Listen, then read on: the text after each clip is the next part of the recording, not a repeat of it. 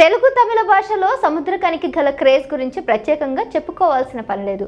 Character ఆర్టిస్ట్గా main విలన్గా మాత్రమే కాదు, ఆయన ప్రధాన పాత్రధారిగా కూడా సినిమాలు నిర్మిస్తున్నారు. అలా తమిళంలో రూపొందించిన సినిమా తిరుమానికం.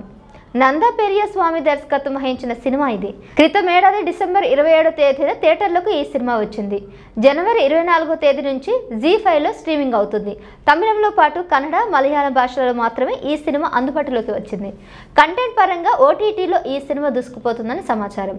భారతీరాజా అనన్య కీలకమైన పాత్రలను పోషించారు. ఆర్య, పార్థిబన్ పా, విజయ్ వంటి ఆర్టిస్టులు గెస్ట్ పాత్రలో మెరవడం విశేషం. ఇక కథ విషయానికి వస్తే, మాణికం ఒక లాటరీ షాప్ నడుపుతూ ఉంటాడు. అతను మంచి నిజాయితీపరుడు. ఒకసారి అతని షాపులో ఒక వృద్ధుడు ఒక లాటరీ టికెట్ కొంటాడు. ఆ తర్వాత డబ్బులు లేవని చెప్పి మళ్ళీ వచ్చి తీసుకుంటాడని చెప్తాడు. ఆ టికెట్లో 1.5 కోటి లాటరీ తగులుతుంది. ఆ డబ్బును అతనికి అందజేయాలనుకున్న మాణిక్యానికి ఎలాంటి పరిస్థితులు చుట్టుముడతాయి అనేది కథ. త్వరలో తెలుగులోనూ ఈ సినిమా అందుబాటులోకి రానుంది.